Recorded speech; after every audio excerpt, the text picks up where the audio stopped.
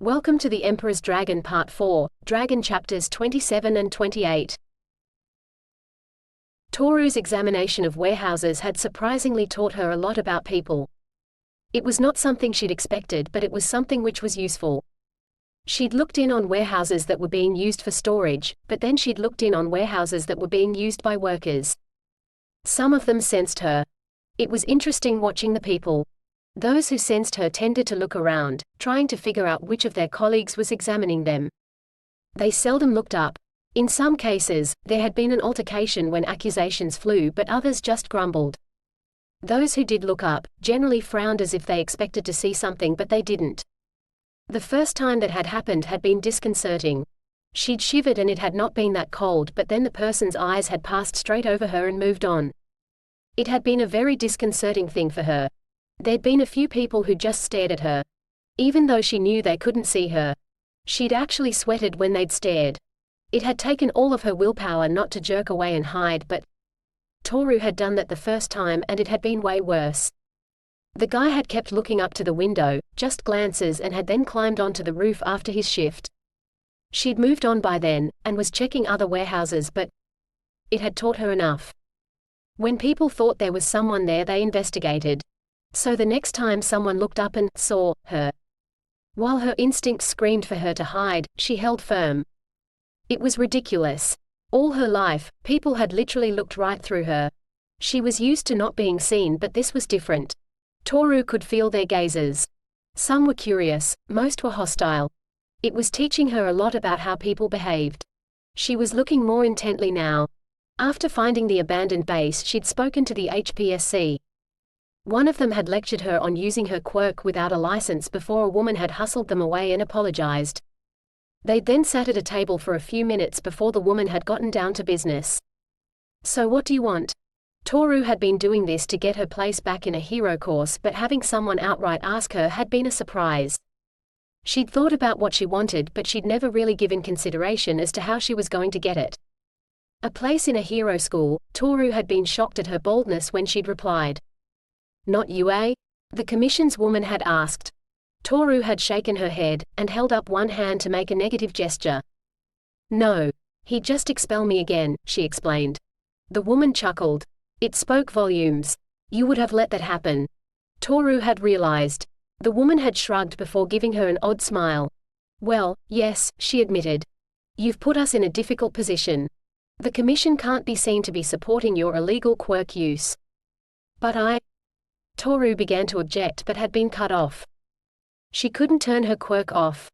"And it is the very fact that you have an involuntary quirk that makes this a gray area," the woman agreed, but her look was pointed. If her quirk required conscious use, Toru knew she'd be in a lot of trouble now. "You have been trespassing," the woman added. It was one of the times Toru was thankful no one could see her expression. She felt her features pass through several expressions before she had a realization. "You can't prove that," she'd told the woman. "And who's even going to ask?" Toru had pushed the point. "The media," the woman had replied. It had been Toru's turn to chuckle. "These are villains," she replied. "These are villains. The public are demanding to know why they haven't been captured already. No one will be asking how they were found." She dismissed the woman's threat. "Well, not specifics," Toru added. The woman's silence conceded the point, and Toru had felt a moment of triumph. "Do you have a particular hero school in mind?" the HPSC woman asked. "Shiketsu or Saie," Toru had replied immediately. The woman had nodded, and from that point on, with the agreement from the HPSC, she'd been looking far more intently. She'd found a few illegal activities, and those had been reported to the police to action once she found the main villains. They didn't want to alert the villains that a warehouse wasn't safe. But so far she had found nothing of the villains she was looking for. Even so, Toru wasn't disheartened. The promise of reward was enough to keep her going. She was going to be a hero. And unlike the others who had just gotten into school as per usual, and gone through the years, she was going to know that she'd earned it, and that she could do it. It was a nice feeling. When Izuku stepped through Kurogiri to see Himiko and talk to Garaki, he immediately felt that someone else was there. He wouldn't have usually noticed because the presence was familiar to him. It was simply the fact that he hadn't felt it for a while that made him sensitive. The gasps from the others as they emerged simply confirmed it for him. The doctor jerked his head in the right direction and Izuku gave him a grin and then raced off between the row of huge tanks that were behind Kyudai. He glanced briefly at a new tank that was offside but didn't get a good look at the contents. What? Dabi asked, looking around with wide blue eyes. The doctor looked over at him with some distaste. Garaki knew Izuku needed minions, but why did they not have to be here? Izuku's father knew he would most likely lose. He explained shortly. He made sure there were assets for his successor, he added. Successor? Mr. Compress asked in a tone that made it clear he was referring to Tomura. Successor, the doctor repeated. Was that not Tomura? Whisper pressed the question directly. Not when he's like that, Kyudai told them, gesturing to the tank that was to the side. The group looked at it. It's Tomura. Twice gasped. It was their former boss. He was floating in the tank with his gray hair forming a halo around his head.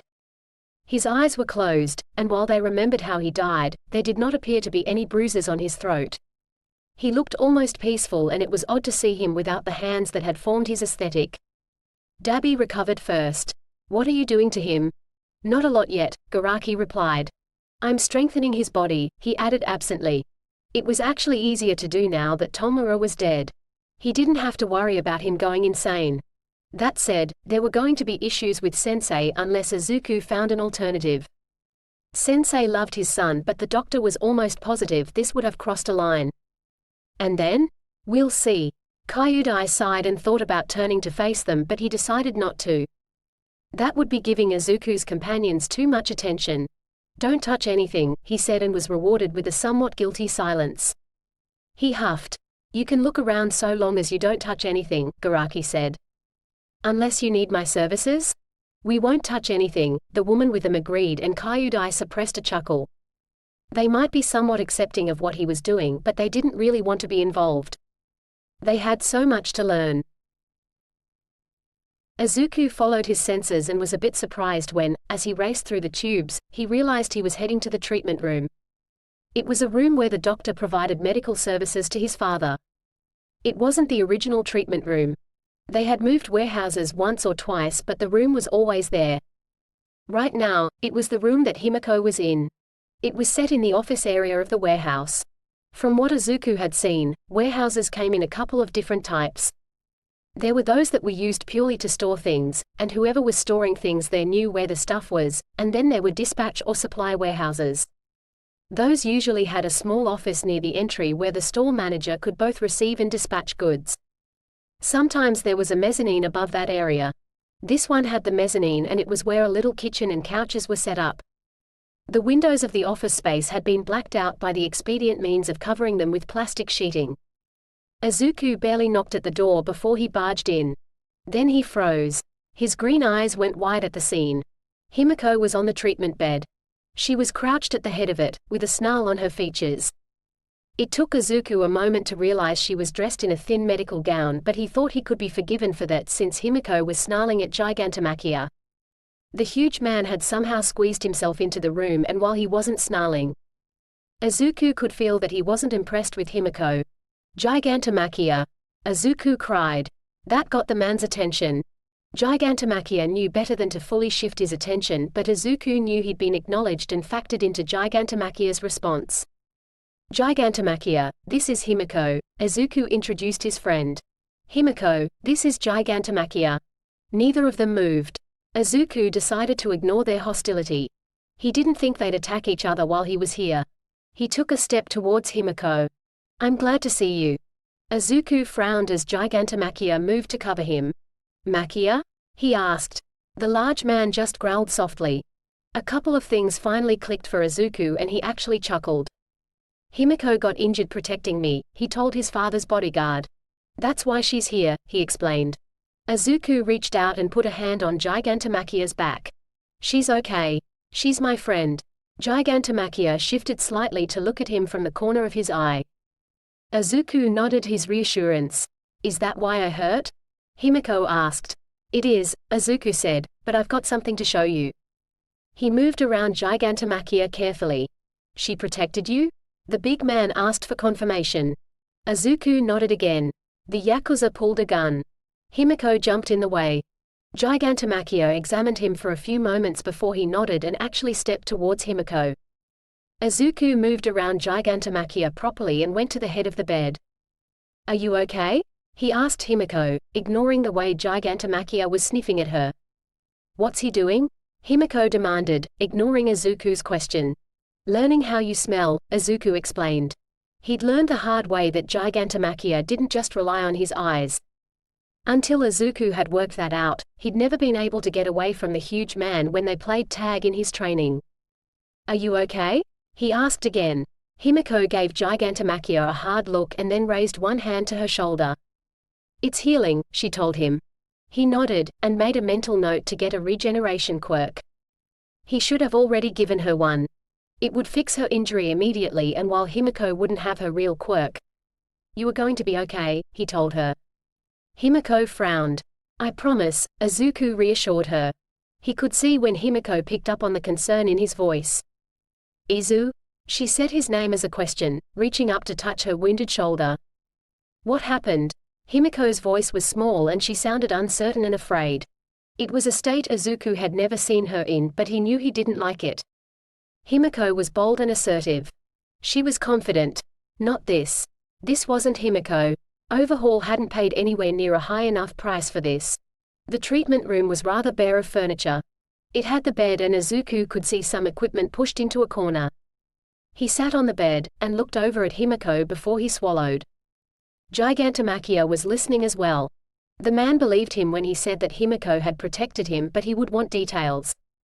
It wasn't much of a consolation that when Izuku finished the story, Gigantomachia would probably fully approve of Himiko. "The bullet the Yakuza used wasn't a normal one," he explained. She gave him a look, and Izuku was kind of happy to see that her gold eyes were telling him to get on with it. Himiko might not be herself, but she was there. He sighed. It was a quirk-destroying bullet, Izuku told her, deciding to rip off the band-aid rather than dance around the issue. Himiko would appreciate that more. "What?" He just nodded at the question. Himiko's quirk worked with the ingestion of blood, but Izuku figured she, like everyone else, could sort of feel it anyway. It was a part of them. The frown that accompanied her look of concentration certainly suggested that. Himiko's eyes flew open. "It's gone," she exclaimed. There wasn't anything Izuku could say to that. Her gold eyes widened and Himiko trembled. "You are going to get it back," Izuku said forcefully. Himiko latched on to his words. "You are going to get it back," he repeated. "How?" Himiko asked. She wasn't bubbly. The Yakuza had a lot to answer for. This was a question Izuku could actually smile at. "One of two ways," he told her. "How?" she asked again, and Izuku could see that Himiko was fighting against tears. "You told me you met Tomura a couple of years back, right?" he asked her, reminding her of the events. Himiko nodded, but Izuku could tell she was somewhat dubious. "While I'm still pissed no one told me about that, I'm almost 100% sure Tomura grabbed a genetic sample from you. If he did, then Yakuni can make a copy of your quirk," he explained with false brightness. It took Himiko a moment to comprehend his statement. "Really?" she asked. He nodded and gave her a bright smile. "I think my dad had a copy of it and—" He paused. The doctor had told him that his dad had sent Gigantomachia away with quirks.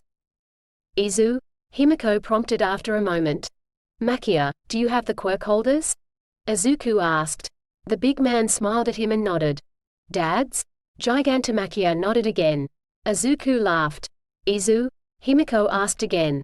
He gave her a grin. "If Dad put his copy of your quirk in one of those holders, then I could give you your quirk back today." Izuku actually laughed gently before he sobered. "But there's a chance Dad still has it," he sighed. Himiko nodded. "You said there were two ways?"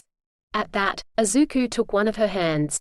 The Shi Hasaikai's ability to remove quirks relied on another quirk, he told her, shaking his head at the irony. "I have that quirk. She cocked her head at him. "How does that help?" He could tell that Himiko wanted to trust him but couldn't see the connection. "It's some sort of rewind quirk," he explained. "So once I figure out how to use it properly, I can rewind you to the point where you have your quirk again." Himiko blinked as she thought about it. "I will have to practice with that one," Izuku emphasized, before looking around the room. It was as bare as he remembered. "What do you want?" Something to demonstrate with. Izuku indicated. Himiko placed her other hand over his. You don't need to. I want to, he countered. I tried it this morning and… Izuku grimaced. An apple turned into pollen, he explained. So I do need to practice.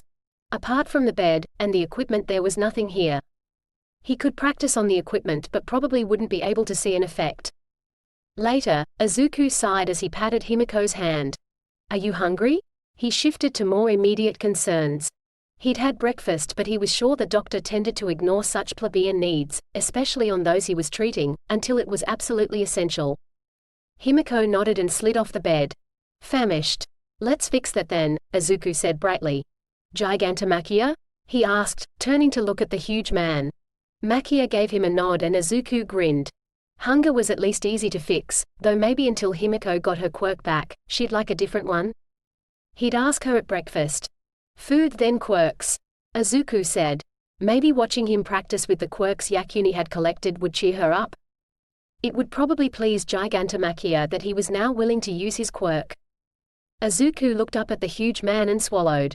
I killed Tomura, he told him softly. Yes? Gigantomachia rumbled. The tone wasn't what Izuku expected. You aren't upset? Izuku asked. The gargantuan man chuckled and Izuku realized what that meant.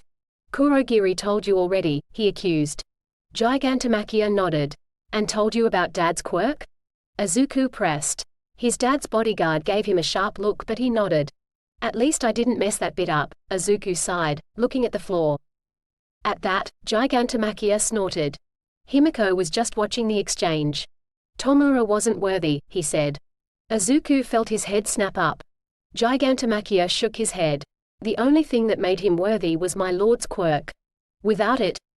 He didn't finish. I want you to guard all for one, Izuku instructed. That appeared to surprise Gigantomachia. The doctor currently has a holder for it, Izuku explained. I want you to guard it. I could hold it in a pocket but I want you to guard it. I don't trust anyone else, he added. As Izuku watched, Gigantomachia's face slowly shifted into a grin. Little lord, it will be done, he agreed. Izuku smiled at him. Good, he said, pulling Himiko close. Now let's go get you both breakfast. With Gigantomachia following behind him and Himiko at his side, Izuku felt relaxed. He was surprised by the feeling. It wasn't that he didn't trust the others, but he'd known both Himiko and Gigantomachia far longer, even if he'd only recently reconnected with Himiko, and that made a difference. They encountered Kurogiri before they found the doctor. Can you transport us to Yakuni? Izuku asked. The misty man gave him a look. What? Izuku demanded. You are leaving the others with the doctor? Came the question. Izuku gave Kurogiri a half smile. It questioned why the man was asking in the first place. The warper sighed and then gestured with one hand, making a disc for them to travel through. What was that about? Himiko asked curiously. Gigantomachia chuckled while Izuku heard Kurogiri sigh before he stepped through the misty disc into Yakuni's facility. Himiko quickly followed, as did Gigantomachia. The doctor patched you up, Izuku told her. But that's all, and… He sighed. There have been several things I have asked for, that he agreed to do, which he has not yet done. They will get done, Izuku defended the doctor. But it will not be to my timeline, he added. The quirk copies he'd asked for, he needed them sooner, rather than later. Especially Hitoshi's and the regeneration quirk. The doctor should have had spare regeneration quirks. They were part of many Nomu. Hopefully Yakuni would have a regeneration quirk. Oh, Himiko said before Izuku could tell she dismissed the issue. He didn't need the way Gigantomachia was looking at him to know that this was something his father would have done. Yakuni. Izuku called. Over here. Came the immediate response. Yakuni's setup was different than the doctor's. He had many more small tanks, and to Izuku's practiced eye, they were in storage mode, rather than growth. He threaded his way through, leading Himiko to where Yakuni was. They emerged into a clearing of the tanks to find Yakuni directing a black Nomu. It was carrying a large empty glass tube and was carrying it towards what looked to be a base. Gently, Yakuni advised the Nomu and Izuku watched as it put the tubing down with a surprisingly soft tap. Stand ready, Yakuni ordered the Nomu before turning to Izuku. Hey Dragonin? The young man paused, cocking his head slightly at Himiko. Himiko, Izuku introduced her. Ah, the young lady overhaul viciously attacked. It was almost funny to observe Himiko. She didn't know how to respond. Yakuni gave both her and Gigantamakia a nod. So what's up? A couple of things, Izuku replied. Do you have any food here? He asked, conscious that it had been a while since Himiko had eaten. There's some cup noodles, Yakuni told them, gesturing towards one of the walls. Izuku spotted a wall cupboard with a kettle on the bench beneath it. He now understood why Yakuni had eaten at the bar. Izuku sighed.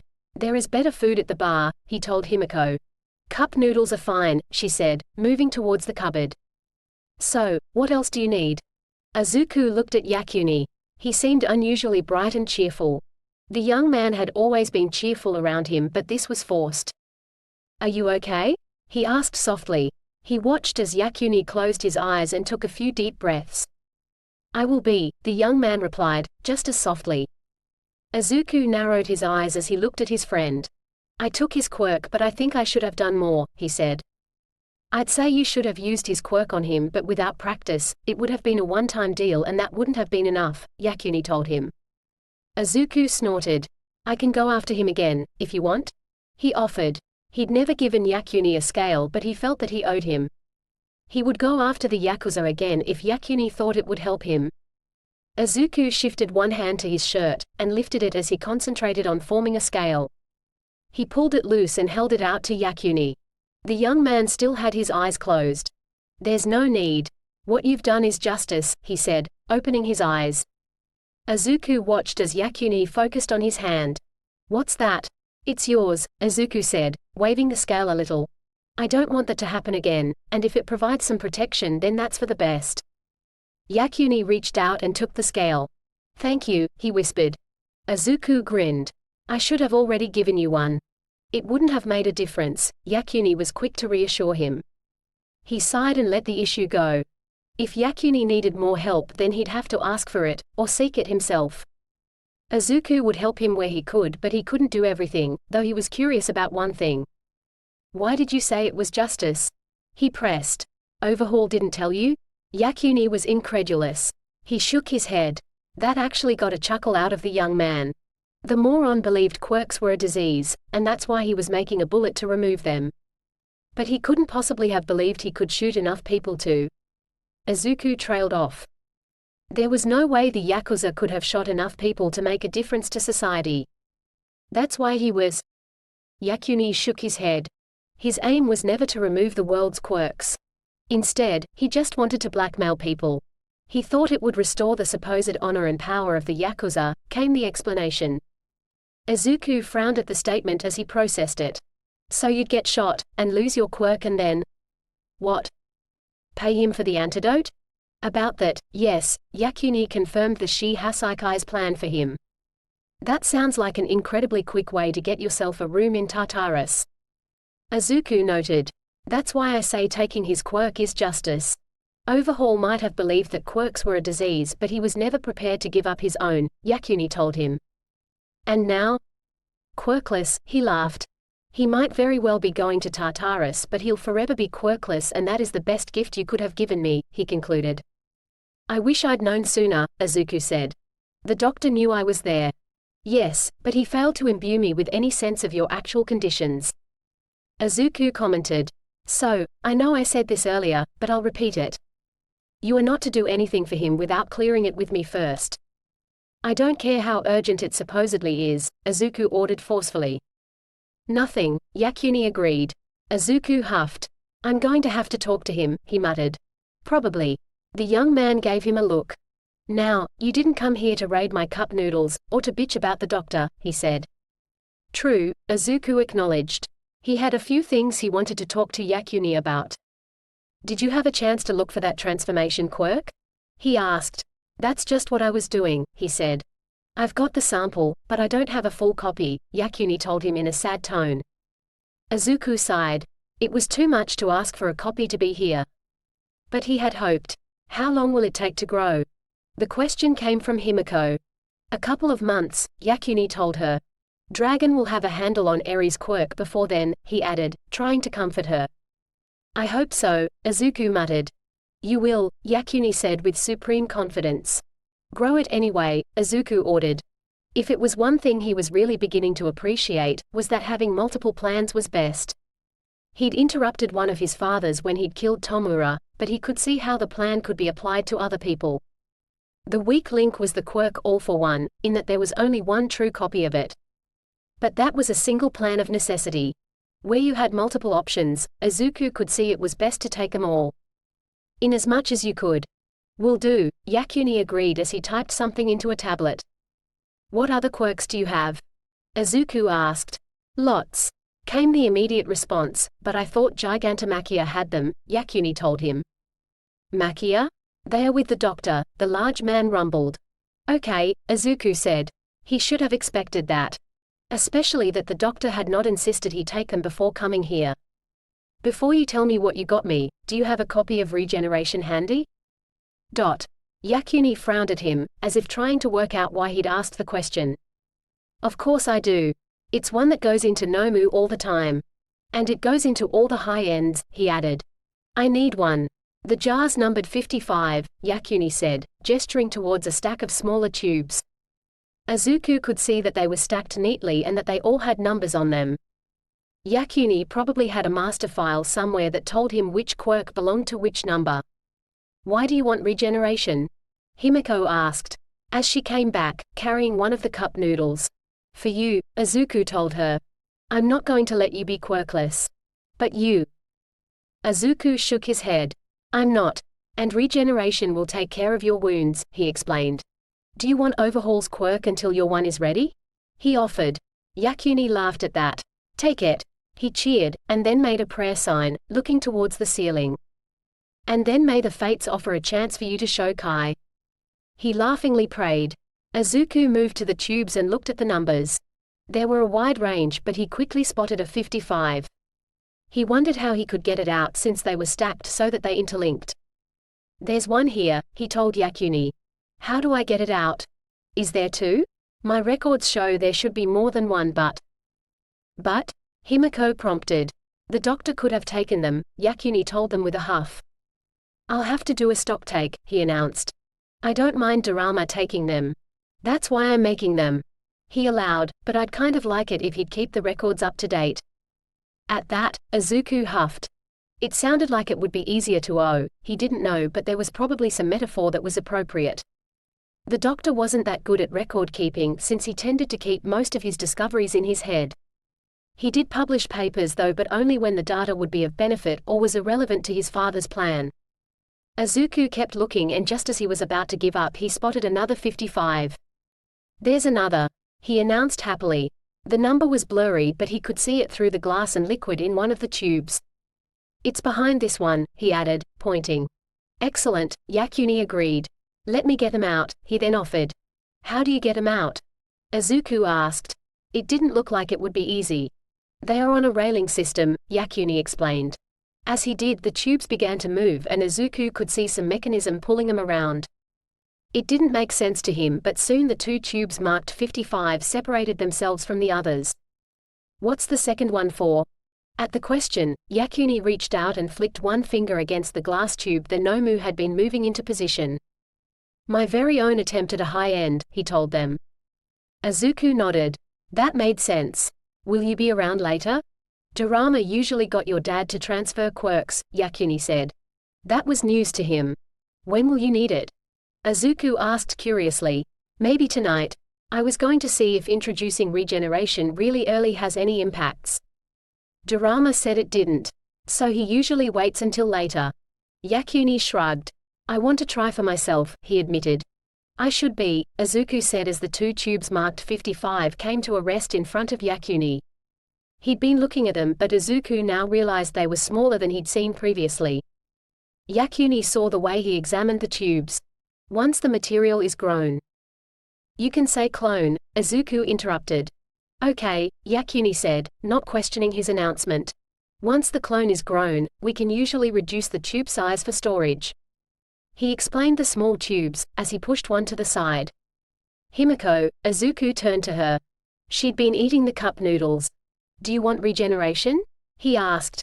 He thought it was a good idea, but he wasn't going to insist she take it if she didn't want it. I'll get my quirk back? One way or another, Izuku assured her. He was going to get her quirk back. It would just take some practice or some time. And then, Yakuni had suggested Himiko show the Yakuza she had his quirk, but Izuku thought it would be more appropriate if Himiko showed off the fact she had her own quirk back. By now, Overhaul would know Izuku had taken his quirk, and that would have an impact on him. But to truly break Kai, to punish him, showing Overhaul that even his quirk-destroying bullets were a failure, that would be sweet justice. Himiko grinned. Gimme, she ordered. It will be kind of fun to change quirks, she announced with a giggle. I can pretend I'm you. Me? Izuku gasped. Yep. I can pretend I'm you, Izu. You can change the quirk you use, and I'll be doing that as well.